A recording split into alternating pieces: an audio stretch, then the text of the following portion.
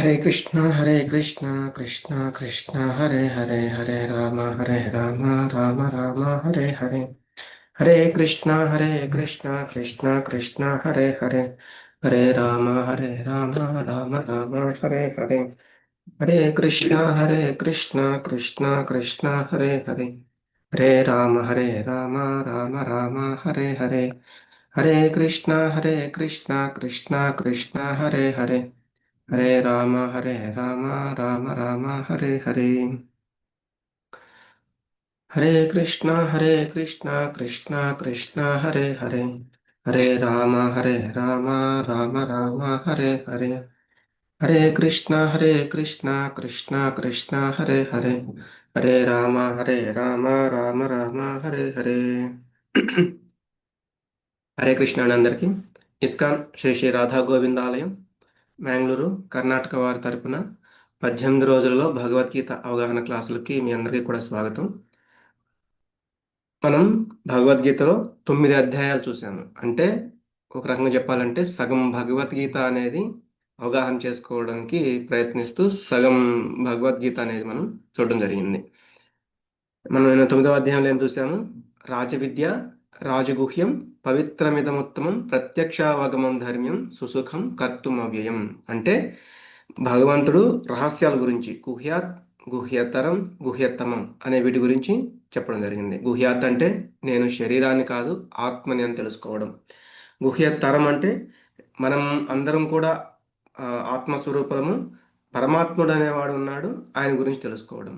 గుహ్యతమం అంటే అది పరమరహస్యమైనది. అంటే మనకి భగవంతుని పట్ల ప్రేమ అనేది ఉండాలి. అది మనకి భగవంతుడికి సంబంధాన్ని తెలియజేసేదన్నమాట. కాబట్టి మనం ఆచరించడానికి, ప్రేమని పంచడానికి, భగవంతుడి పట్ల ప్రేమని పెంపొందించుకోవడానికి ప్రయత్నం చేయడం అన్నమాట. కాబట్టి ఈ మూడిటిని మనం నిన్న చూసాము. అలాగే భగవంతుడు చెప్పాడు, మన్మనాభవ మద్భక్తో మద్యాజీ మాం నమస్కురు మామే వైష్యసి యుక్త్వైవం ఆత్మానం మత్పరాయణః. అంటే ఆయన యందే మన యొక్క మనసుని లగ్నం చేయమని కూడా నిన్న ఆ 9వ అధ్యాయం చివరిలో చెప్పడం జరిగింది. ఇప్పుడు మనం ఈ 10వ అధ్యాయం, ఈ అధ్యాయం పేరు విభూతి యోగము. ఇది స్టార్ట్ చేసే ముందు గురు ప్రణామాలు చూద్దాము. ఓం అజ్ఞానతిమిరాంధస్య జ్ఞానాంజనశలాకయా చక్షురున్మిలితం येन తస్మై శ్రీగురవే నమః. శ్రీచైతన్యమనోభీష్టం స్థాపితం येन భూతలే స్వయం రూపः కదా మహ్యం దదాతి స్వపదాంతికం. వందేహం శ్రీగురో శ్రీయుతపదకమలం శ్రీగురూన్ వైష్ణవాంశ్చ శ్రీరూపం సాగ్రజాతం సహగణ రఘునాథాన్వితం తం సజీవం సాద్వైతం సావధూతం పరిజనసహితం కృష్ణ చైతన్యదేవం శ్రీరాధాకృష్ణపాదాన్ సహగణ లలితా శ్రీవిశాఖాన్వితాంశ్చ నమో ఓం విష్ణుపాదాయ కృష్ణప్రేష్ఠాయ భూతలే శ్రీమతే భక్తివేదాంత స్వామినితి నామినే నమస్తే సారస్వతే దేవే గౌరవాణి ప్రచారిణే నిర్విశేష శూన్యవాదే పాశ్చాత్య దేశతారిణే.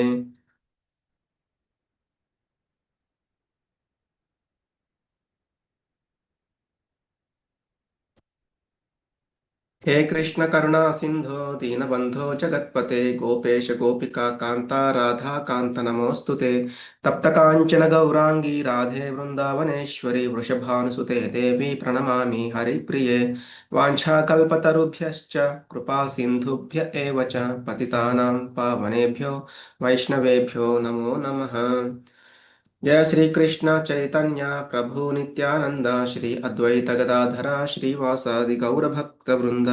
हरे कृष्णा कृष्णा कृष्णा हरे हरे राम राम हरे हरे कृष्णा कृष्णा कृष्णा हरे राम हरे.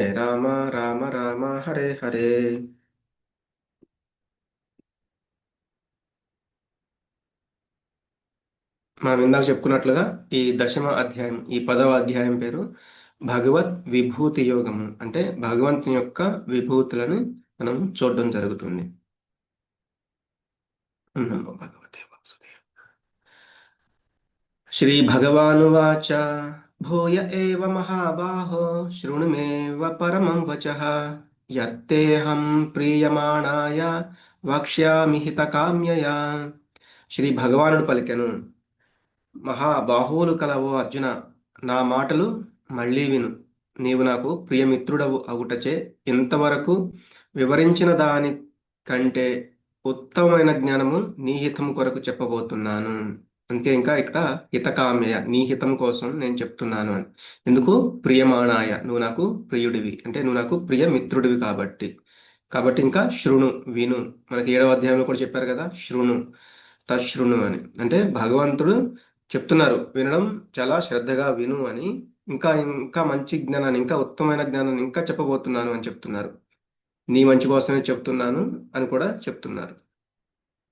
నమే విదుస్సురగణాః ప్రభవం న మహర్షయః అహమాదిర్హి దేవానాం మహర్షీణాం చ సర్వశః. దేవతలకు గాని మహర్షులకు గాని నా పుట్టుక వైభవము తెలియదు. ఎందుకనగా దేవతలకు మరియు మహర్షులకు నేనే మూలము. అంటే అందరినీ భగవంతుడే సృష్టించాడు. దేవతలకైనా మహర్షులకైనా భగవంతుని యొక్క పుట్టుక వైభవం గురించి వారికి తెలియదు. ఎందుకంటే మనం ఎగ్జాంపుల్గా చూస్తే ఒక తండ్రికి వాళ్ళ యొక్క పిల్లలు పుట్టుక ఎలా జరిగింది, అలాగే వాళ్ళు పెంపకం ఇది ఎలా జరిగింది, ఇదంతా కూడా వాళ్ళ యొక్క జీవితం కూడా తెలిసి ఉంటుంది. ఎందుకంటే అతను ఇవన్నీ కూడా ప్రత్యక్షంగా చూస్తూ ఉంటారు కాబట్టి. అదే విధంగా కానీ అంటే తండ్రి యొక్క పుట్టుక గాని, ఆయన ఎలా పెరిగాడనే గాని అదంతా కూడా పిల్లలకి తెలియదు. కాబట్టి ఎందుకంటే అది ఈ పిల్లలు ఎవరైతే ఉన్నారో వాళ్ళు పుట్టేటప్పటికే వారి యొక్క తండ్రి జననం, ఆ జీవితం అంతా జరుగుతూ ఉందన్నమాట. కాబట్టి వాళ్ళు దాన్ని ప్రత్యక్షంగా చూడలేరు. ఎవరో ఒకళ్ళు చెప్తే వింటారు గాని. అలాగే దేవతలు గాని, ఋషులు గాని వీళ్ళందరికీ కూడా తెలీదు. ఎందుకు? వాళ్ళు ఈ యొక్క ఈ జీవితం, ఈ జన్మలు ఇవి తీసుకునే సరికే భగవంతుడు ఆల్రెడీ ముందే ఉన్నారు కాబట్టి. కాబట్టి అలాగే ఇంకేం చెప్తున్నారు? మనకి ఒక పాండిత్యంతో గాని, లేకపోతే భగవంతుడు అలా ఉంటాడేమో, లేకపోతే అలా జరిగుంటుంది. అంటే భగవంతుని యొక్క పుట్టుక అలా జరిగుంటుంది. భగవంతుడి యొక్క భౌతిక సృష్టి ఇలా చేసుంటాడు. ఇలా ఇదంతా కూడా ఏంటి? మనం మానసికంగా ఆలోచిస్తూ ఉంటాము. కానీ అది మన యొక్క అవగాహన అంతే. కానీ అది నిజంగా ఎలా జరిగిందనేది మనం అవగాహన అనేది చేసుకోలేము. ఎవరు? కృష్ణుని యొక్క భక్తులు అపారమైన వారి యొక్క భక్తితో, ప్రేమతో ఈ గీత, భాగవతం వంటి ప్రామాణిక గ్రంథాలని చదవడం ద్వారా, లేకపోతే వినడం ద్వారా నిజమైన వాస్తవ స్థితి అనేది ఏంటో తెలుసుకోగలుగుతారు. మిగతా వారికి అది అర్థం కాదు. ఇక్కడ మనం చూస్తే ఈ ఫోటోలో బ్రహ్మదేవుడు. బ్రహ్మదేవుడు కూడా ఏంటంటే ఒకసారి ఈ వృందావనంలో కృష్ణుడు ఒక చిన్న పిల్లవాడి రూపంలో ఉండి చాలా చాలా అద్భుతాలు చేస్తున్నాడు, మాయలు చేస్తున్నాడు. ఇవన్నీ ఆయన వింటారనమాట. విని ఒకసారి నిజంగా ఈయన దేవాది దేవుడైనా భగవంతుడైనా పరీక్షిద్దామని అక్కడికి చేరి ఆ బృందావనం వాళ్ళు కృష్ణుడు, బలరాముడు వారి యొక్క ఆ స్నేహితులందరూ కూడా ఆ గోవుల్ని వాటిని తీసుకొచ్చి అక్కడ మేపుతూ ఉంటారనమాట. ఎప్పుడైతే బ్రహ్మదేవుడు చూస్తారు, వాళ్ళు కొంత అటు పక్కన కృష్ణుడుని ఆటలాడుతూ కృష్ణుడు ఒక పక్కకి వెళ్ళడము, అప్పుడు అక్కడున్న గోపబాలుని, ఆ గోవుల్ని వాటన్నింటిని కూడా ఆయన మాయం చేసేసి అక్కడి నుంచి తీసుకెళ్ళిపోతారు. తర్వాత వీళ్ళు వచ్చి కృష్ణుడు వీళ్ళు వచ్చి బలరాముడు వచ్చి చూస్తే అక్కడ ఈ గోవులు కానీ ఈ యొక్క గోప బాలురు కానీ ఎవరు ఉండరన్నమాట. భగవంతుడు ఆయనకి సర్వము తెలుసు. సరే, ఓకే, ఇదంతా బ్రహ్మదేవుడి యొక్క పని అని ఆయన ఏం చేస్తారంటే అందరుగా ఆయన విస్తరించబడతారు. అంటే గొప్ప బాలుడు అందరు గొప్ప బాలురులాగా, అలాగే గోవుల్లాగా ఆయనే విస్తరించి అందరి ఇళ్ళకి వెళ్తారు. ఆ గొప్ప బాలురులాగా, ఆ గోవుల్లాగా ఎవరి ఇళ్ళకి వాళ్ళు వెళ్ళినట్టుగా వెళ్తారనమాట. సరే, బ్రహ్మదేవుడు ఈ వీళ్ళందరినీ తీసుకుని ఆయన ఒక లోకానికి వెళ్తూ కొంత అక్కడికి వెళ్ళిన తర్వాత చూస్తారనమాట. సరే, అసలు కింద ఇక్కడ ఏం జరుగుతుంది అని. చూస్తే యథావిధిగా అంతా జరుగుతూనే ఉంది. ఎందుకు? జస్ట్ ఆయన ఇక్కడి నుంచి అక్కడికి వెళ్ళడానికి చాలా ఎక్కువ టైం పట్టదు. కానీ ఇక్కడ మనకి భూలోకంలో అది కొన్ని రోజులు లేకపోతే కొన్ని నెలలు గడిచిపోతూ ఉంటుందన్నమాట. ఇంత జరిగినా కూడా అక్కడ ఏమి గందరగోళం గాని, అంటే వీళ్ళందరూ కనిపించట్లేదని గాని, ఈ గోవులు కనిపించట్లేదని గాని, ఏమీ జరగట్లేదు కదా అని ఆయనకి డౌటొస్తుంది. అప్పుడు చూస్తే అందరూ కృష్ణుడే అందరిలాగా విస్తరించి అందరి ఇళ్ళకి వెళ్తున్నారు.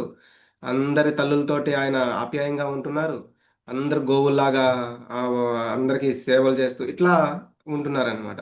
ఇంకా బ్రహ్మదేవుడికి అర్థమైపోతుంది ఆయన ఎవరో కాదు భగవంతుడే అని. వెంటనే వచ్చి ఆయనకి క్షమాపణలు చెప్పి ఆయన్ని వేడుకుంటారనమాట క్షమించమని. అలాగే మనం ఇంకా ఈ కింద ఫోటోలో చూస్తున్నాము. ఇది గోవర్ధన లీల. మీ అందరికీ అంటే మనందరికీ కూడా తెలిసిందే.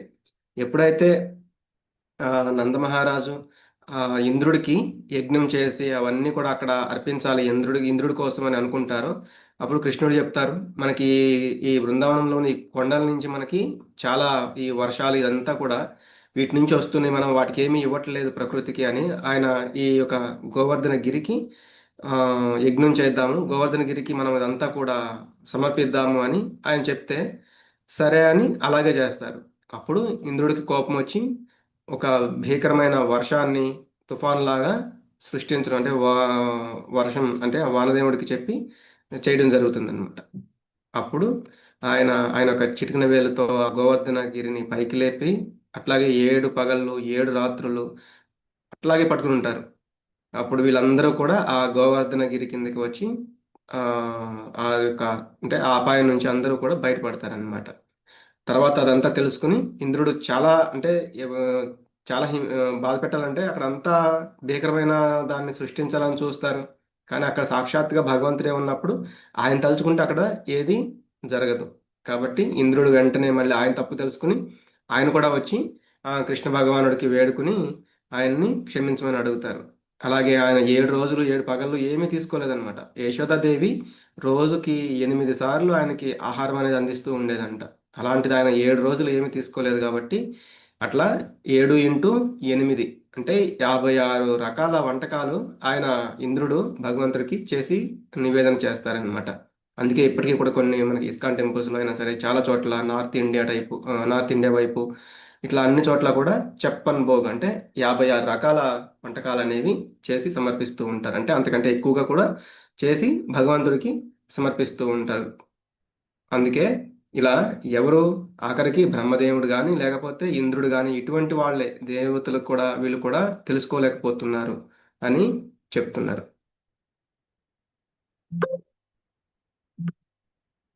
యో మామజమనాదించ వేత్తి లోకమహేశ్వరం అసమ్మూఢ సమర్థ్యేషు సర్వపాపై ప్రముచ్యతే. నన్ను జన్మరహితుడను అనాదిని అని సర్వలోక మహేశ్వరుడు అని తెలుసుకున్నవారు మోహమునకు గురికారు మరియు వారు సమస్త పాపముల నుండి విముక్తి చేయబడతారు. అంటే భగవంతుడికి జన్మ అనేది లేదు, మనమందరం జన్మించాము కానీ ఆయనకి జన్మ అనేది లేదు.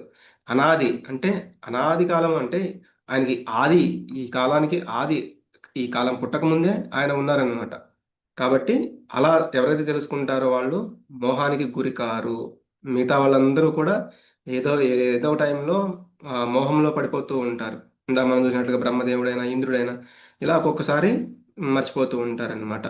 అందుకే మనం చూసినట్లుగా ఆ, బ్రహ్మ ఇట్లాంటి వాళ్ళే అలా మోహానికి గురవుతున్నారంటే ఇంకా మిగతా వాళ్ళు ఏంటంటే ఇంకా చాలా ఆ, కష్టం అనమాట. అట్లా అందుకే మనకి ఒక 3 రకాలుగా భగవంతుని తెలుసుకోవచ్చు అని చెప్తూ ఉంటారు. ప్రత్యక్ష ప్రమాణం అంటే మనం ఏదైనా కంటితో చూస్తే దాన్నే నమ్ముతాం అనమాట. దాన్ని ప్రత్యక్ష ప్రమాణం అంటారు. అంటే మనకు భగవంతుడు కనిపించడం లేదు అంటే ఆ, లేడు అనేసేస్తూ ఉంటారు అట్లా. రెండవది ఏంటంటే అనుమాన ప్రమాణం. అంటే ఇది ఇలా అయి ఉంటుంది, సపోజ్ ఈ భౌతిక సృష్టి అనేది ఇలా జరుగుంటుంది అలా జరుగుంటుంది అని మనమే ఏదేదో ఊహించుకుంటూ ఉంటాం అనమాట. అది కల్పనగా ఏదేదో మనం అనుకుంటూ ఉంటాం. అది రెండవది. మూడవది ఏంటంటే శబ్ద ప్రమాణం. శబ్ద ప్రమాణం అంటే ఏంటి? మన పురాణాలు వేదాలు ఇతిహాసాలు ఇవన్నీ కూడా ఇవన్నీ ఏంటి ఒక పరంపర ద్వారా ఇట్లా భగవంతుడి యొక్క ఆ, భగవంతుడి నుంచి వచ్చినాయి అన్నమాట ఈ వేద ప్రమాణాలు అనేవి. కాబట్టి శబ్ద ప్రమాణం అంటే వినడం అనేది చాలా ముఖ్యమైనది. మిగతా రెండు కూడా ఏంటంటే మనము ఆ, అర్థం చేసుకోవడం కష్టం.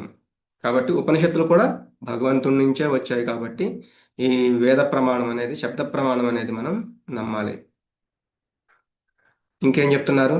బుద్ధి, జ్ఞానము, సంశయము మరియు భ్రాంతిరాహిత్యము, క్షమాగుణము, సత్యము, ఇంద్రియ నిగ్రహము, మనోనిగ్రహము, సుఖదుఖములు, జనన మరణములు, భయము ధైర్యము, అహింస, సమత్వము, తృప్తి, తపస్సు, దానము, కీర్తి అపకీర్తి మొదలగు జీవుల వివిధ గుణములన్నీ నా నుండే జనించాయి. అంటే మనం ఏదైతే అనుకుంటున్నామో ఇది నాకు మనకి ఎంత బుద్ధి ఉంది అంటే అది భగవంతుడిదే. మనకున్న జ్ఞానం అవ్వచ్చు లేకపోతే మనకున్న డౌట్స్ ఇవన్నీ కూడా భగవంతుడి నుంచి వచ్చినాయి. మనం ఎవరైనా తప్పు చేశారు మన పట్ల, వాళ్ళని క్షమించాము, అది కూడా భగవంతుడిది.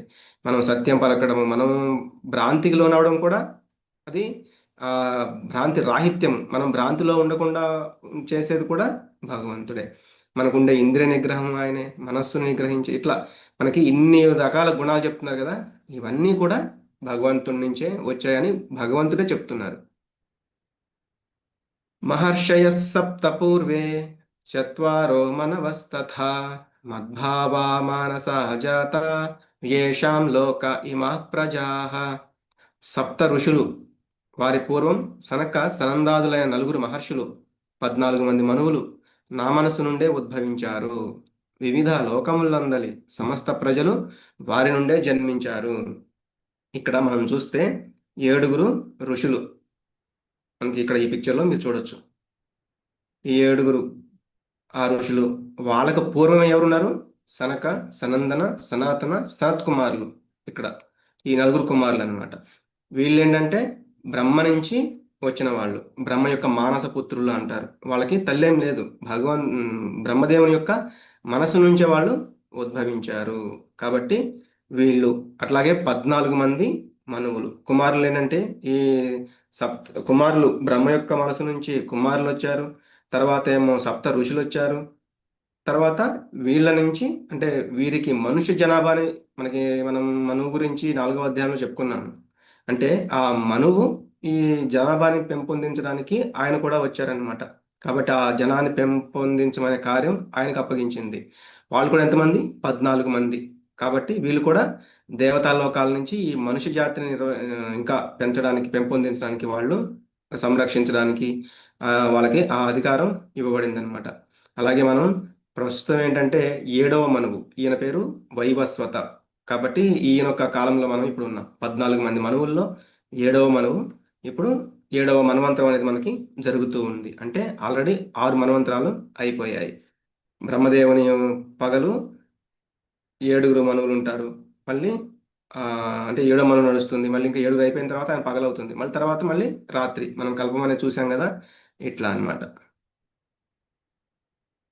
ఇక్కడ మనం ఈ లీల అనేది చూస్తే మత్స్యావతారం. ఎప్పుడైతే సత్యవ్రతుడు సముద్రం దగ్గర ఆయన ఆ, అర్ఘ్యం అర్పించడానికి వెళ్తారు. ఆ నీళ్ళల్లో నుంచి ఆయన ఎప్పుడైతే ఆ నీళ్లు ఆ చేతిలోకి ఇలా తీసుకుంటారో, ఆయన చేతిలోకి ఒక చిన్న చేప అనేది ఆయన చేతిలోకి వస్తుంది.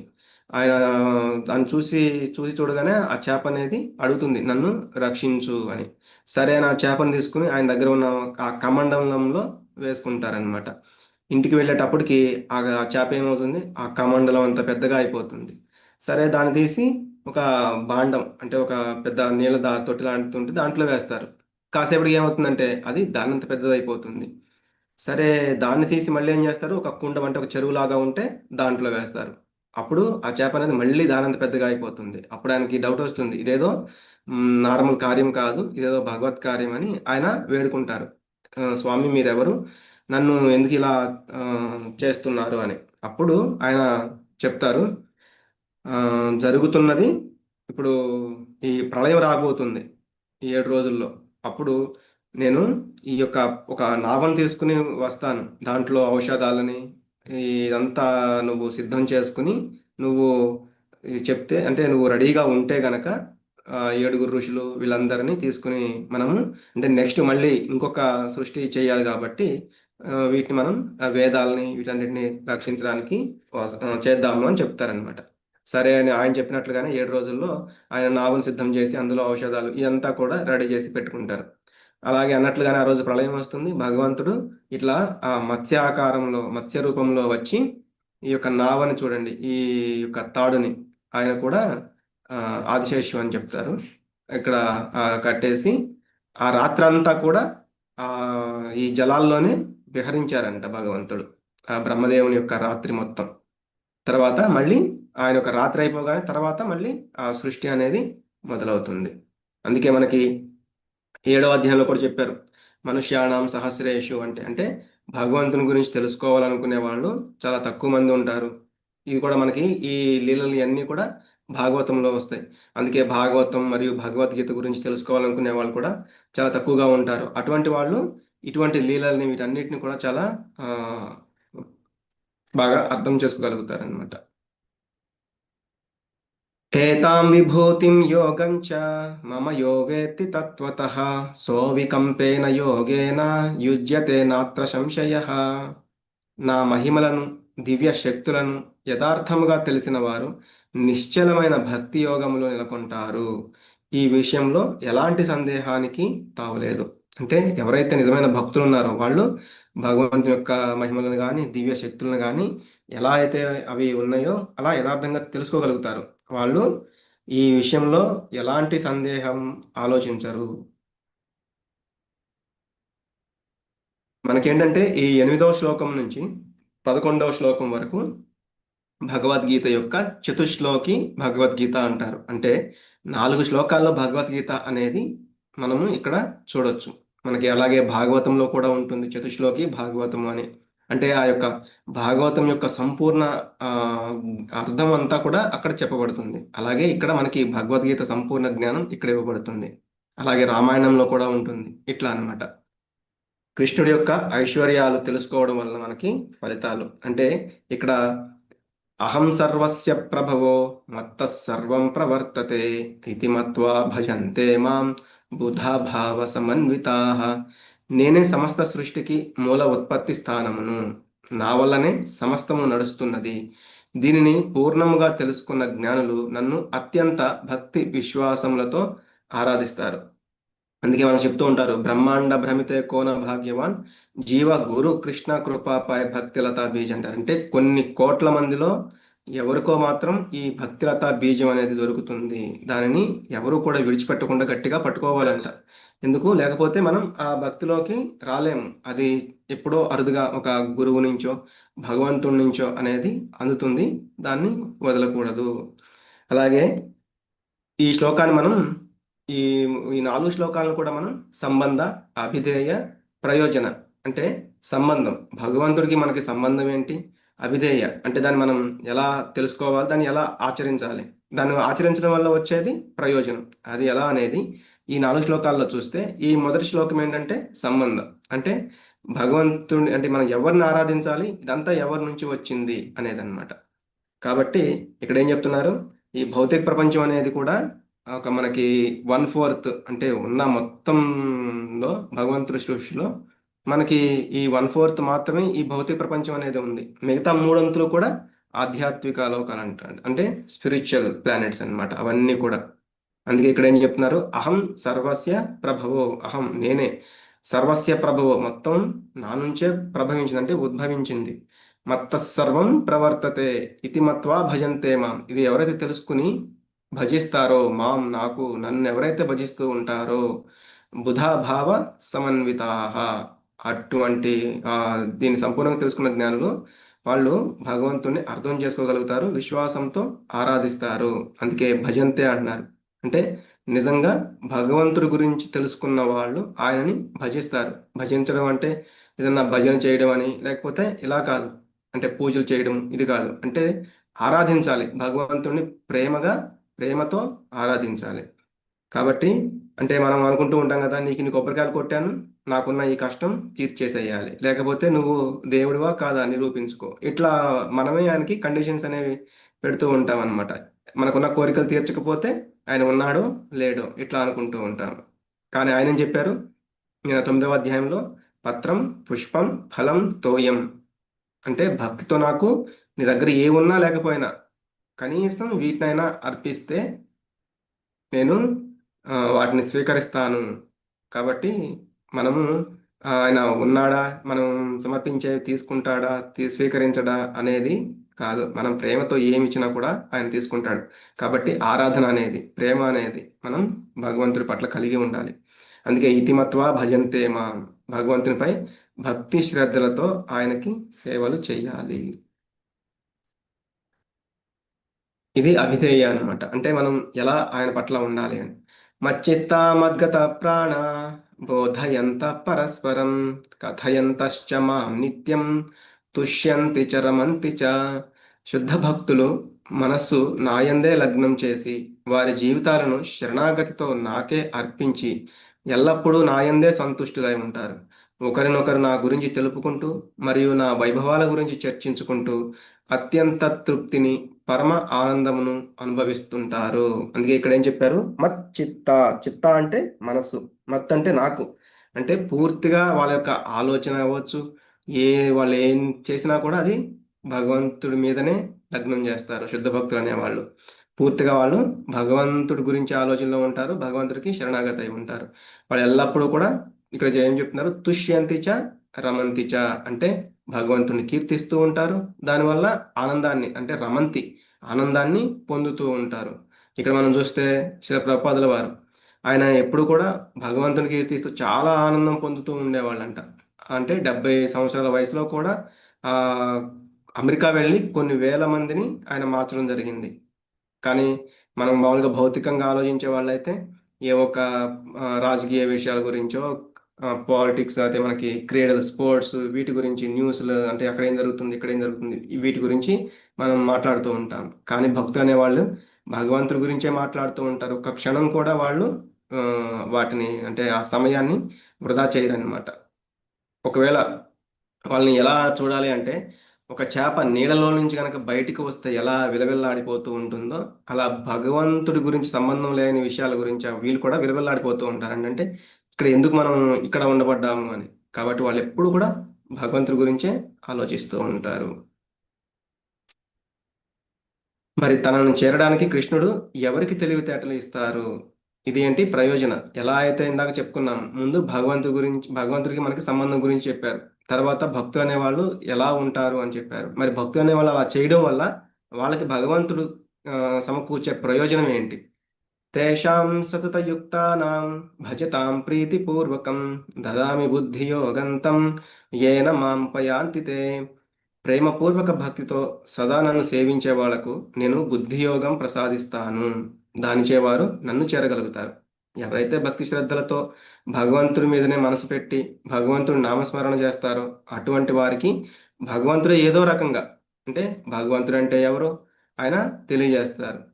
అలాగే అతన్ని చేరుకునే మార్గాన్ని కూడా ప్రసాదిస్తారు. అందుకే మనం ఆరంభంలో అంటే మనకి స్టార్టింగ్లో ఏంటి నామం చేయడానికి అదే జపం చేయడానికి భగవంతుని కీర్తించడానికి అంత ఆనందం రాకపోవచ్చు.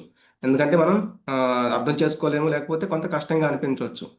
కాబట్టి దానికైనా పర్వాలేదు. మనం ఏదో అంటే నాకు ఆ ఆనందం అనేది రావటం లేదని ఆలోచించిన అవసరం లేదు.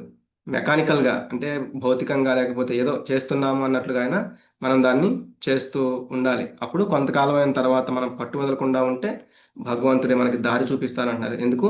దదామి బుద్ధి యోగంతం. వాళ్ళకి నేనే ఇస్తాను ఆ బుద్ధి యోగం అనేది కూడా అని చెప్తున్నారు. అందుకే ఇక్కడ మనం ఈ ఫోటోలో చూస్తున్నాం. ఆ గోపికలు ఎప్పుడు కూడా భగవంతుని యొక్క ధ్యాసలే వాళ్ళకి. అంటే వాళ్ళకి వేరే ఇంకా ఇప్పుడు ఈ టైంలో కృష్ణుడు ఏం చేస్తూ ఉంటాడు, నేనైతే కృష్ణుడితో ఇలా ఉండేదాన్ని ఇలా ఉండేవాళ్ళు అనమాట. గోపికలు ఎల్లప్పుడూ భగవంతుని యొక్క చింతనలోనే మనసుని వాళ్ళు లగ్నం చేస్తూ ఉండేవాళ్ళు. ఇంకా మనం భాగవతంలో చూస్తే ఇప్పుడు ఆ, ధ్రువ మహారాజ్ అనమాట. అతను చాలా గొప్ప తపస్సు చేశారు. కానీ ఆయన వెళ్ళింది గొప్ప సామ్రాజ్యం సంపాదించాలని. అడవికి వెళ్ళారు, తపస్సు చేశారు. ఎంత ఘోరమైన తపస్సు చేశారంటే ఒక రకంగా కొంత టైంలో ఏంటంటే ఆయన ఊపిరి తీసుకోవడం ఆపేశారనమాట. అప్పుడు మిగతా వాళ్ళందరికీ అంటే ఆ దేవీ దేవతలందరికీ కూడా ఊపిరి తీసుకోవడానికి అంటే ఆయన ఊపిరి మానేయడం వల్ల ఆ దేవీ దేవతలు ఎవరైతే ఉన్నారో వాళ్ళకు కూడా ఊపిరి అందలేదన్నమాట. అప్పుడు వాళ్ళందరూ కూడా వెళ్ళి నారాయణ నమస్కరించి వాళ్ళు వేడుకున్నారు. నారాయణ మీరే కాపాడాలి, ఇతను చేసే తపస్సుకి ఆ, మాకు చాలా ఇబ్బంది కలుగుతుంది, ఆపమని మీరు చెప్పండి అంటారు. అంత గొప్ప భక్తుడు అనమాట ధ్రువ మహారాజ్. ఎప్పుడైతే అతని తపస్సుకు మెచ్చి భగవంతుడు దర్శనం ఇచ్చారో ఆయనకి ఏం అడగాలో అర్థం కాదు. నేను కేవలం ఒక తుచ్చమైన కోరికలు అంటే ఏదో ఒక గాజు పెంకుల కోసం అడుగుతున్నాను. ఒక వజ్రం ఆ, నా ముందు ఉంటే నేను వేరే వేరే ఏవో అల్పమైన కోరికలు అడుగుతూ ఉన్నాను. దీనికోసం నేను ఇంతలా భగవంతుని ప్రార్థించింది అని ఆయన కొంత బాధపడతారనమాట. స్వామి నాకేమి వద్దు, మీరుంటే చాలు, నాకు మీరు కావాలి అని. మీ పైన మీకు నాకు స్వచ్ఛమైన ప్రేమ కలిగేలా మీరు నాకు భక్తిని ఇవ్వండి, ఇంకా ఏమీ వద్దు అని అంటారు. అప్పుడు భగవంతుడు ఏమంటారంటే మీకు పరిపూర్ణ భక్తిని అలాగే ప్రేమని నేను ప్రసాదిస్తాను, ఓకే, కానీ అంతేకాకుండా నీకు ఒక నక్షత్ర మండలాన్ని రాసిస్తున్నాను, దాన్ని ధృవతార అంటారు అని. ఆయన 36,000 సంవత్సరాలు నువ్వు మళ్ళీ ఆ రాజ్యాన్ని పాలించి నువ్వు ఈ లోకాన్ని అంటే ఆ ధృవతారని నువ్వు అంటే ఆ ధ్రువ మండలానికి నువ్వు వస్తావు అని చెప్తారు. అంటే ముందు ధ్రువ మహారాజు వెళ్ళింది అయితే వేరే కోరికల వైపే, కానీ ఆయన భగవంతుడి వైపు ఒక్క అడుగు మాత్రమే వేశారు. కానీ భగవంతుడు ఆయనకి కొన్ని అడుగులు వేసి మరీ దగ్గరికి చేర్చుకున్నారు.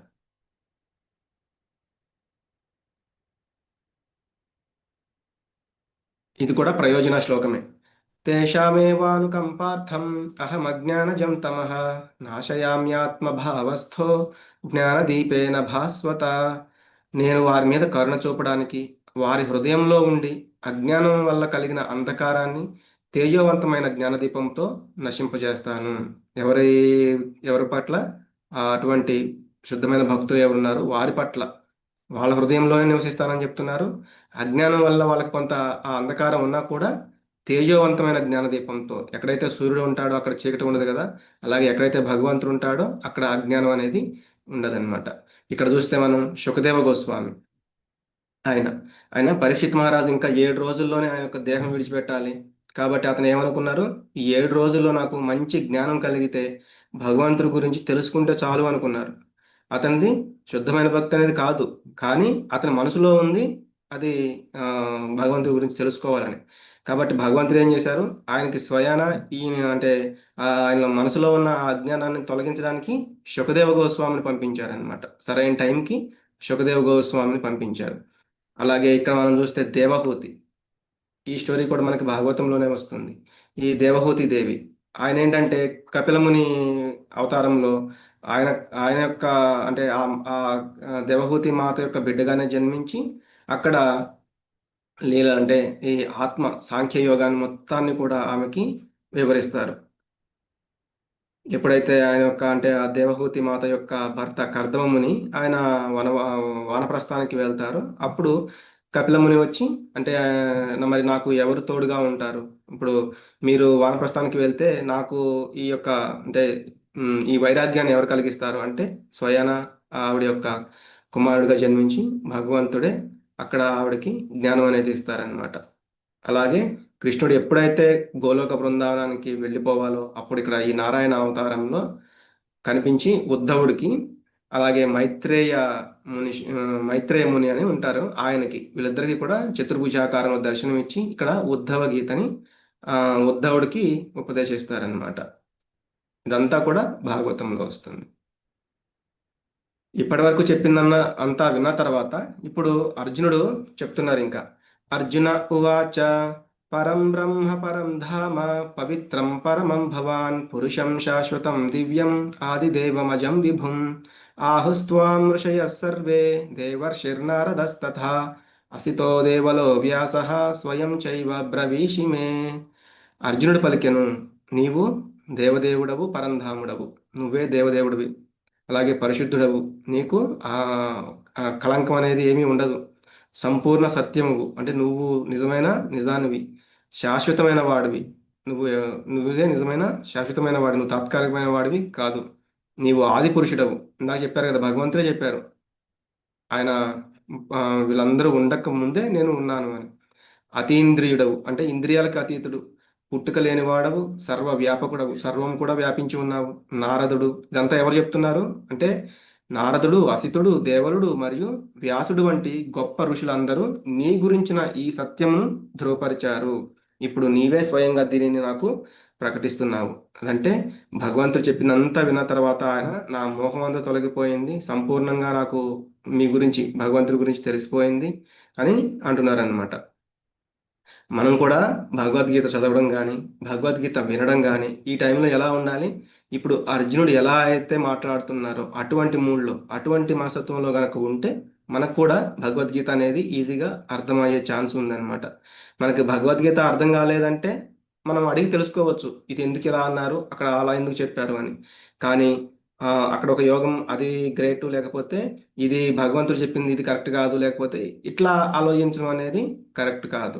ఇది నేను అది ఒప్పుకుంటాను ఇది ఒప్పుకోను, ఈ శ్లోకం ఇది ఇట్లా అని అంటే కుదరదు అనమాట. అందుకే ఇక్కడ అర్జునుడు చెప్తున్నారు, స్వయం చైవ బ్రవీషిమే, మళ్ళీ నువ్వే నాకు స్వయంగా దీనిని చెప్తున్నావు. కాబట్టి మనకి ఎప్పుడైతే 2వ అధ్యాయంలో నేను నీకు శరణాగతి పొందానన్నారో అర్జునుడు అదే మూడ్లో ఉన్నారు, నేను నీకు ఆ, శరణాగతి అంటే భగవంతుని నేను భగవంతుడని అర్థం చేసుకున్నాను. కాబట్టి నువ్వు ఏం చెప్తే అది నేను ఇక్కడ అర్థం చేసుకున్నాను.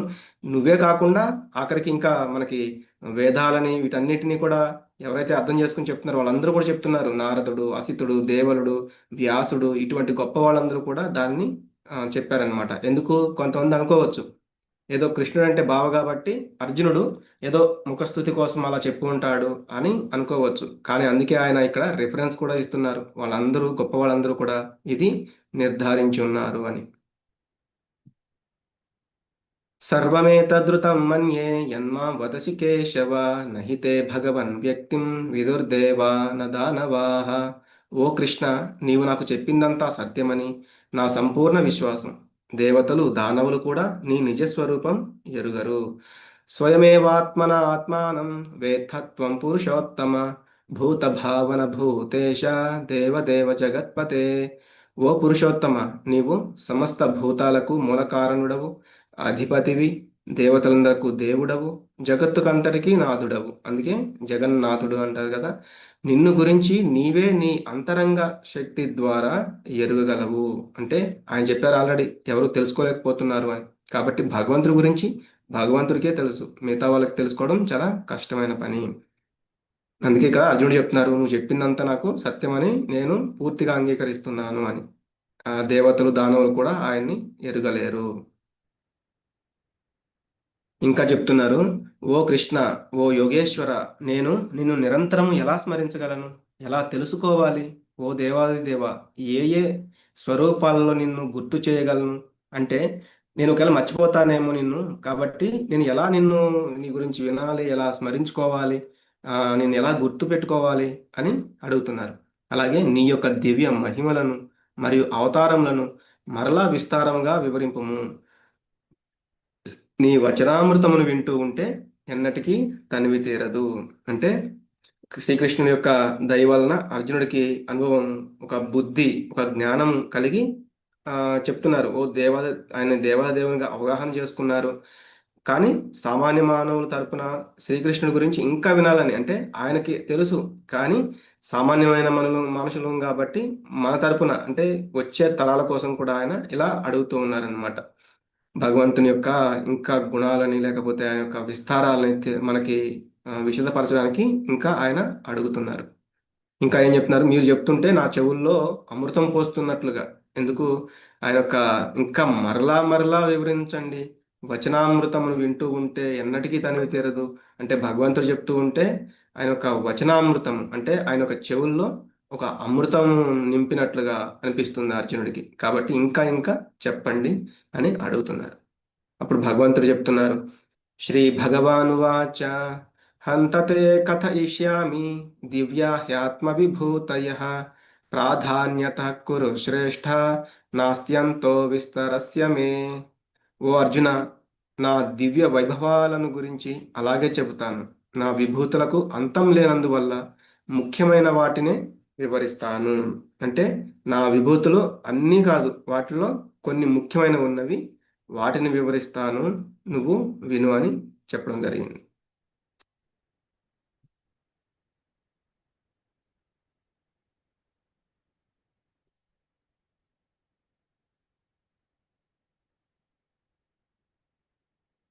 అహమాత్మా గుడాకేశ సర్వభూతాశయస్థితః అహమాదిశ్చ మధ్యం చ భూతానామంత ఏవ చ. ఓ అర్జున, నేను సర్వభూతముల హృదయములలో కూర్చుని ఉన్న పరమాత్మను. ఇక్కడ ఒకటి మళ్ళీ చెప్తున్నారు, భగవంతుడు అందరి హృదయాలలో ఉన్న పరమాత్మ ఆయనే అని. నేనే సర్వప్రాణుల ఆది, మధ్యము మరియు అంత్యము. అంటే ఉత్పత్తి, స్థితి, ప్రళయ కారణం కూడా ఆయనే. ఆదిత్యానామహం విష్ణు జ్యోతిషాం రవిరంశుమాన్ మరీచిర్మరుతామస్మి నక్షత్రాణామహం శశి. ఆదిత్యలో నేను విష్ణువును. ఆదిత్యులు అంటే అదితి, అంటే అదితి కశ్యపులకి పుట్టినవాడు, వాళ్ళలో నేను విష్ణువును. తేజస్సులలో నేను ప్రకాశవంతమైన సూర్యుడిని. సూర్యుడి కంటే ఇంకా ప్రకాశవంతమైనది మనకి ఈ భౌతిక లోకంలో ఎక్కడ కనిపించదు. మరుత్తులలో మరీచిని, మరియు ఆకాశ నక్షత్రాలలో చంద్రుడని నేనే. మనకి ఆదిత్యుడు అంటే వామనుడు అనమాట. అలాగే మరుత్తులలో మరీచి అని కూడా చెప్పడం జరిగింది.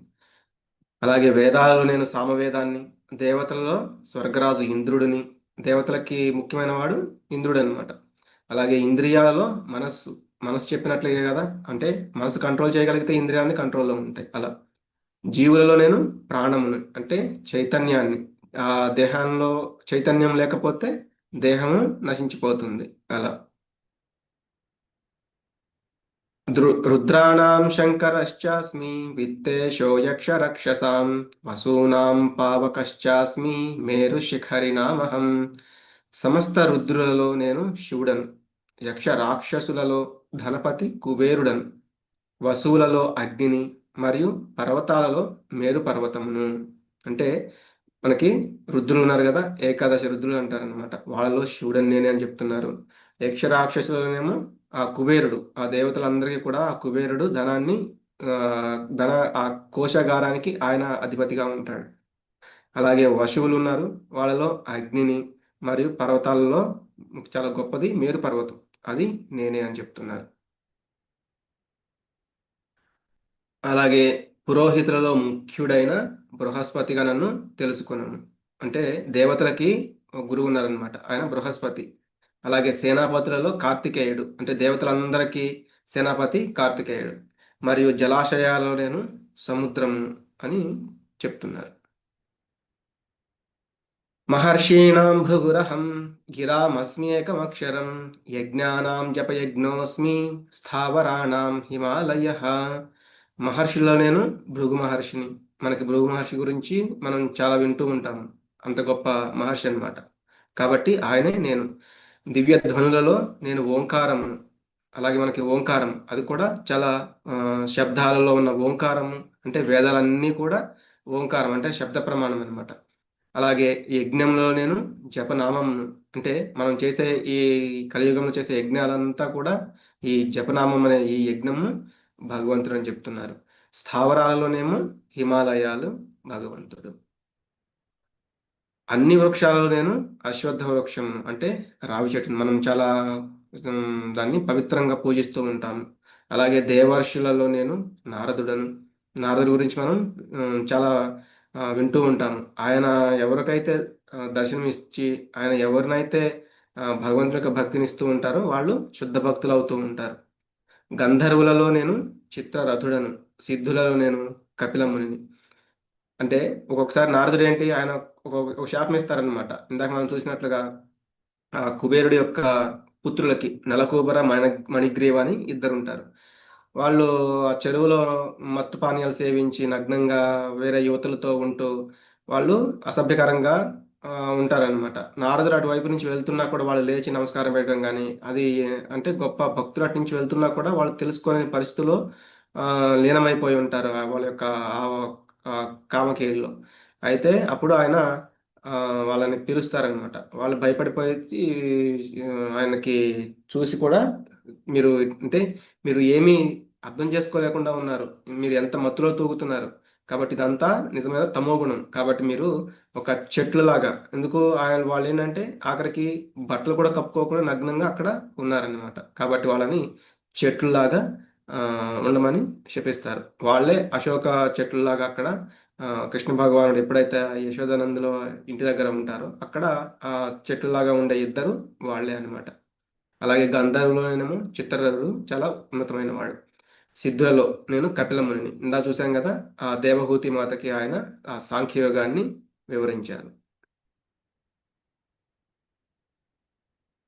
ఇంకా అశ్వములలోనేమో అమృతం కొరకు సముద్రాన్ని చిలికినప్పుడు పుట్టిన ఉచ్చైశ్రవం అనగా నన్ను తెలుసుకోమనము. అంటే ఎప్పుడైతే ఆ యొక్క సముద్ర మంథనం జరుగుతూ ఉంటుంది కదా, అప్పుడు కొన్ని వస్తువులు అనేవి వస్తూ ఉంటాయి. కొన్నిటిని కొంతమందికి ఇస్తూ ఉంటారు. అట్లా వచ్చినప్పుడు ఆ అశ్వం వస్తుంది, అది ఆ నేనే. అలాగే గజరాజులలో ఐరావతమును, ఇంద్రుడి యొక్క వాహనము. అలాగే మనుషులలో రాజుని అని తెలుసుకోమని చెప్తున్నారు. ఆయుధాలలోనేమో వజ్రాయుధమును. ఆ వజ్రాయుధం కూడా ఒక మహర్షి యొక్క, దధీచి మహర్షి యొక్క వెన్నెముక నుంచి వచ్చిందనమాట. అంత గొప్పది వజ్రాయుధము ఇంద్రుడి దగ్గర ఉంటుంది. అలాగే గోవులలోనేమో సురభి. ఆ సురభి అంటే ఎన్ని మనకి ఒక కల్పతరువులాగా అన్నమాట. మనకి ఏం కావాలంటే అవన్నీ ఇచ్చేస్తుంది. సంతాన ఉత్పత్తి కారణంలో ప్రేమదేవత అయిన మన్మధుడిని, అలాగే సర్పాలనేమో వాసుకిని. అనంతశ్చాస్మి నాగానాం వరుణో యాదసామహం పితॄణామర్యమా చాస్మి యమః సంయమతామహం. అనేక పడగలు గల నాగులలో నేను అనంతుడను, జలవాసులలో నేను వరుణ దేవతను, పితృదేవతలో నేను అర్యముడను. ఈ అర్యముడు ఎవరు అంటే, ఒకసారి ఎప్పుడైతే యమధర్మరాజుకి ఒక శాపం వస్తుంది, అప్పుడు ఆ శాపం వల్ల ఆ యమధర్మరాజు ధర్మరాజు లాగా కిందికి అంటే భూలోకానికి వస్తారు. అప్పుడు ఆయన ఆయన విదురులాగా వస్తారు అనుకుంటా. అప్పుడు ఆయన అర్యముడు అనే పితృదేవునికి సంబంధించిన అర్యముడు ఆయన స్థానంలో యమధర్మరాజుగా కొన్నాళ్ళు చేస్తారనమాట. అలాగే నియమాలను అమలుపరిచే వారిలో నేను యమధర్మరాజుని. ఆయన చాలా జాగ్రత్తగా అంటే ఇవన్నీ కూడా చేస్తూ ఉంటారు.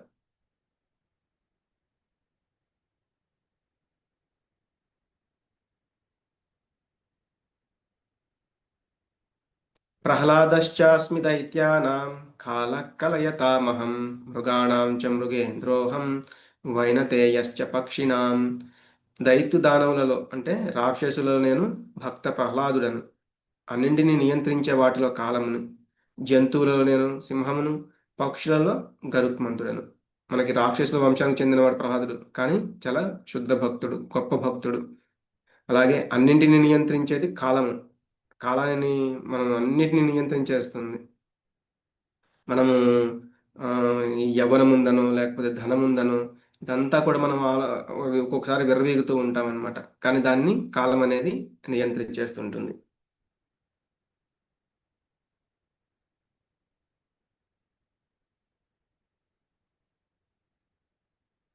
అలాగే జంతువులలో నేను సింహాన్ని.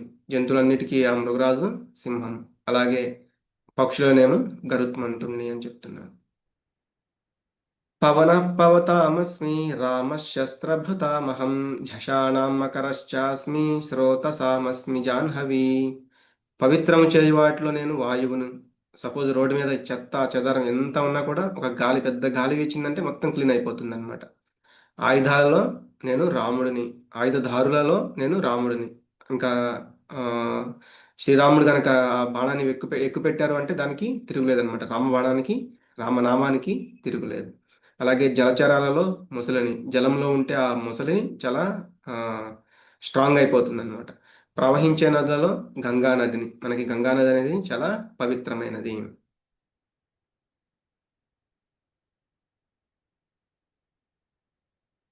సర్గాణమాదిరంతశ్చ మధ్యం చైవాహమర్జున అధ్యాత్మ విద్యా విద్యానాం వాద ప్రవదతామహం. ఓ అర్జున, సమస్త చరాచర సృష్టికి నేనే ఉత్పత్తి, ఉనికి, అంతము. విద్యలన్నింటిలో నేను అధ్యాత్మ విద్యను. అంటే భౌతిక విద్య వేరు, అధ్యాత్మ విద్య వేరు. అధ్యాత్మ విద్య అన్నది చాలా ఉన్నతమైనది, అది భగవంతుడే. వాదించే వాళ్ళలోని వాదాన్ని నేనే. కొంతమంది వాదిస్తూ ఉంటారు, అంటే వాళ్ళ ఆ వాదంలో ఉండేది కూడా నేనే. అక్షరాలలో అకారాన్ని, సమాసాలలో ద్వంద్వ సమాసాన్ని, నాశనం లేని కాలాన్ని, సృష్టికర్తలలో నేను బ్రహ్మను.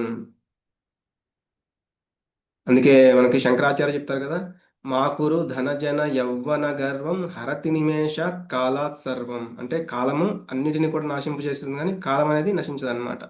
అలా అంటే మనం విర్రవీగొచ్చు, నాకు ధనం ఉంది, నాకు యవ్వనం ఉంది, నాకు శిష్యులు ఉన్నారు, నాకు బలం ఉంది అని. అవంతా కూడా కాలం అనేది హరతి నిమేషాత్. అంటే ఒక హారతి కర్పూరం మనం వెలిగిస్తే ఎంతసేపు వెలుగుతుంది, చాలా చటుక్కున ఆగిపోతుంది కొంతసేపే. అట్లా మన యొక్క ఆ, ఇవన్నీ కూడా గర్వమైన ఏదైనా కూడా.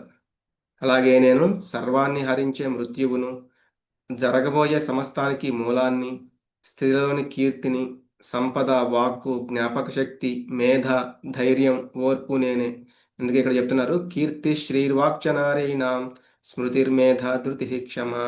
ఒక స్త్రీ తనలోని కీర్తి, అలాగే సంపద, వాక్కు.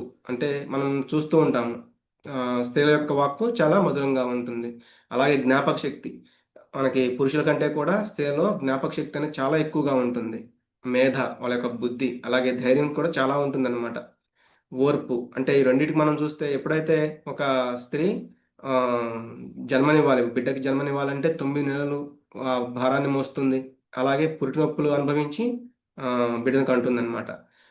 మళ్ళీ అంత ఓర్పు మళ్ళీ రెండో బిడ్డకు కూడా జన్మడానికి అంటే అంత భరించి కూడా మళ్ళీ రెండో బిడ్డని జన్మ రెండో బిడ్డకి జన్మనివ్వడానికి కూడా సిద్ధపడుతుందన్నమాట.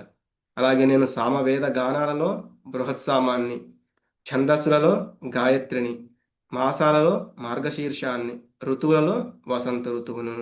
ఇక్కడ ఛందస్సులు అంటే మనం శ్లోకాలు చదువుతూ ఉన్నాం కదా, ఇందులో గాయత్రి అని, అనుష్ఠుప్ ఇట్లా చాలా ఉంటాయి అన్నమాట. వాటిల్లో గాయత్రి ఛందస్సుని నేనే అని చెప్తున్నారు. ద్యూతం చలయత్ ద్యూతం చలయతామస్మి తేజస్తేజస్వినామహం జయోస్మి వ్యవసాయోస్మి సత్వం సత్వవతామహం. మోసములలో జోదాని నేను, తేజోవంతులలో తేజస్సును, విజేతలలో విజయాన్ని, కృషి సలిపే వాళ్ళ కృషిని, బలవంతుల బలాన్ని నేనే. అంటే భగవంతుడు మోసం చేయాలి అంటే అంటే ఆ జూదంలో ఉండేది మొత్తం కూడా మోసం అన్నమాట. కాబట్టి ఆయన ఆ జూదంలో ఉండే మోసం కూడా నేనే అని చెప్తున్నారు. అలాగే మిగతా వాళ్ళు ఇదంతా నేను సంపాదించాను, నేను కష్టపడ్డాను, లేకపోతే నేనే గొప్ప బలవంతుణ్ణి, ఇదంతా కూడా నా విజయం అంటూ ఉంటారు కదా, అదంతా కూడా భగవంతుడి నుంచి వచ్చింది. వృష్ణీనాం వాసుదేవోస్మి పాండవానాం ధనంజయ మునీనామప్యహం వ్యాస కవీనాముశనా కవి. యాదవులలో వాసుదేవుడను అంటే భగవానుడిని, పాండవులలో అర్జునుడను, పాండవులలో అర్జునుడు గొప్పవాడు కదా, అది ఆయనే. మునులలోనూ వ్యాసదేవుడను, గొప్ప ఆలోచన పరులలో శుక్రాచార్యుడు, ఈయన కూడా గొప్ప ఆలోచన కలిగి ఉంటుంది. ఎందుకు అక్కడ వామనావతారంలో వచ్చినప్పుడు శుక్రాచార్యుడు చెప్తారు కదా, ఆ బలి మహారాజ్కి వచ్చింది స్వయాన భగవంతుడు విష్ణుమూర్తి, నువ్వు ఆ 3 అడుగుల స్థలం ఇవ్వద్దని చెప్తారు. అంటే ఆయనకి అంత ఆలోచన ఉందన్నమాట. ధర్మ విరుద్ధతను అణిచివేత మార్గాలలో నేను శిక్షను, ఎప్పుడైతే ధర్మానికి విరుద్ధంగా జరుగుతూ ఉందో, అంటే ధర్మానికి విరుద్ధంగా కార్యాలు జరుగుతూ ఉన్నాయో వాటిని అణిచివేసే మార్గాల్లో శిక్ష వేయాలి కదా. అక్కడ ఎవరైతే ఆ ధర్మ విరుద్ధంగా ఉంటున్నారో వాళ్ళకి శిక్ష, ఆ శిక్ష భగవంతుడే. విజయం కోరుకునే వాళ్ళలో వ్యూహం, అంటే ఏదైనా విజయం సాధించాలి అంటే మనకు ఒక ప్రణాళిక అనేది ఉండాలి. ఆ వ్యూహం అనేది అంటే ఒక ప్లాన్, అది కూడా భగవంతుడు. రహస్యాల్లోనేమో మౌనం. రహస్యం అంటే అది ఎవరికి తెలియకూడదంటే ఇంకా మౌనంగా ఉండాలి, ఆ మౌనం భగవంతుడు. కాబట్టి అలాగే ఎవరికైతే నిజమైన జ్ఞానం ఉందో, వివేకవంతులు ఎవరున్నారో వాళ్ళలో ఉండే జ్ఞానం కూడా భగవంతుడిది. యచ్చాపి సర్వభూతానాం బీజం తదహమర్జున న తదస్తి వినా యస్యాత్ మయా భూతం చరాచరం. ఓ అర్జున, ఇంకా నేను అన్ని జీవుల జన్మ కారణమైన విత్తనం, అంటే అన్ని జీవులకి విత్తనం అంటే భగవంతుడే. కదిలే లేదా కదలని ఏ జీవి అయినా నేను లేకుండా, చర అచర, కదిలేవి కదలనివి ఏ జీవికైనా కూడా నేను లేకపోతే అవి ఉనికిలో ఉండవు. అంటే పరమాత్మ ఆత్మ ఎప్పుడైతే ఆ జీవి అంటే దేహంలో నుంచి వెళ్ళిపోతే, లేకపోతే పరమాత్మ ఎప్పుడైతే ఆ అక్కడ అంటే ఉండరో అప్పుడు ఆ జీవిలో కూడా ఆ జీవి కూడా ఉనికిలో అనేది ఉండదు. నాంతోస్తి మమ దివ్యానాం విభూతీనాం పరంతప ఏష తు దేశతః ప్రోక్తో విభూతేర్విస్తరో మయా. ఓ శత్రుంజయుడా, నా దివ్య రూపములకు అంతం లేదు. నేను నీతో చెప్పిందంతా నా అనంతమైన విభూతుల యొక్క సూచన మాత్రమే.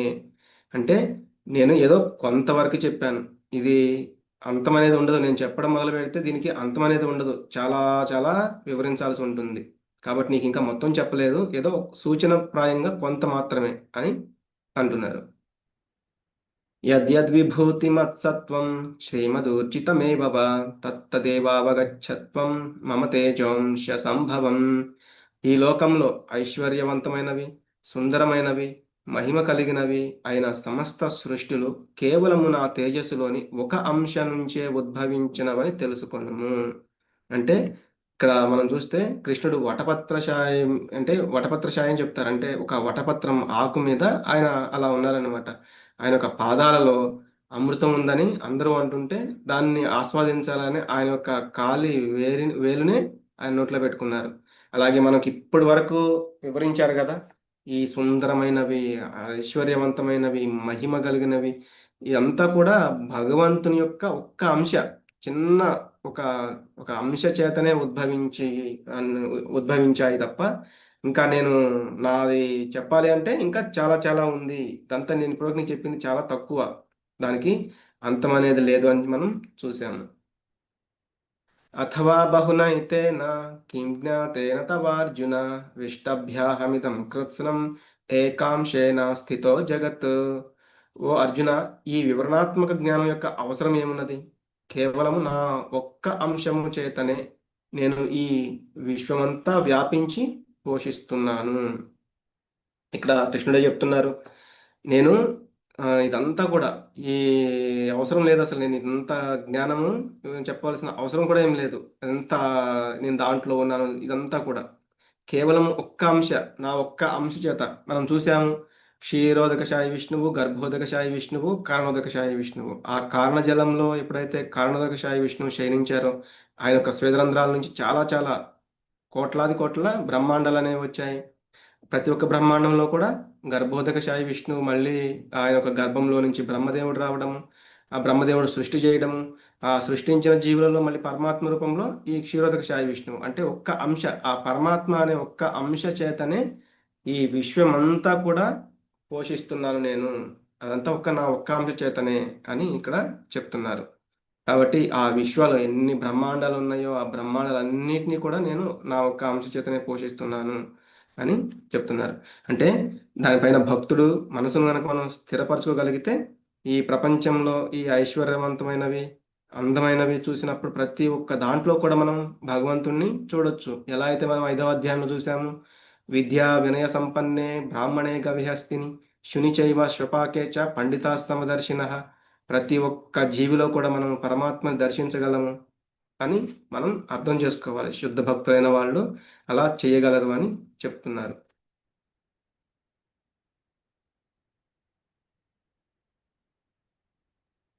ఒకసారి అందరూ కూడా అన్మ్యూట్ చేసుకుని ఈ యొక్క మంత్రాన్ని జపించడానికి ప్రయత్నం చేయండి.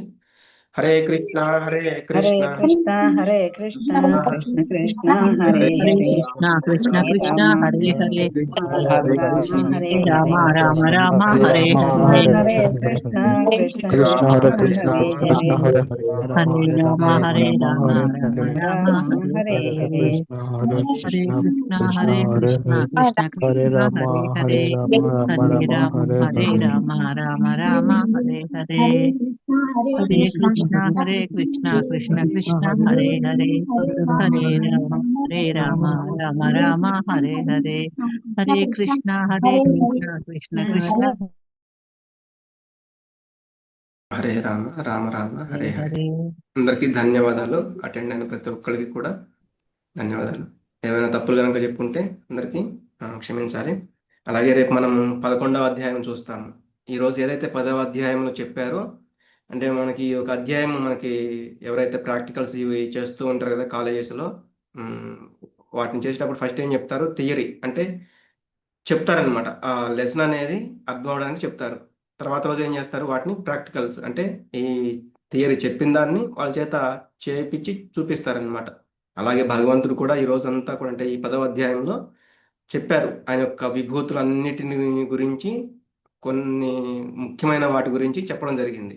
అలాగే వీటి గురించి రేపు అంటే ఆయన వాటిని ఎలా ఉన్నారో రేపు అర్జునుడికి చూపిస్తారనమాట. అలాగే మనం కూడా చూసే ప్రయత్నం చేద్దాము.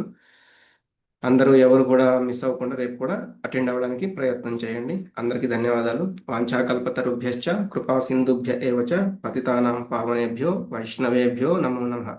అనంతకోటి వైష్ణవ బృంద్ की जय. నమాచార్య శిల హరిదాస్ ఠాకూర్ की जय.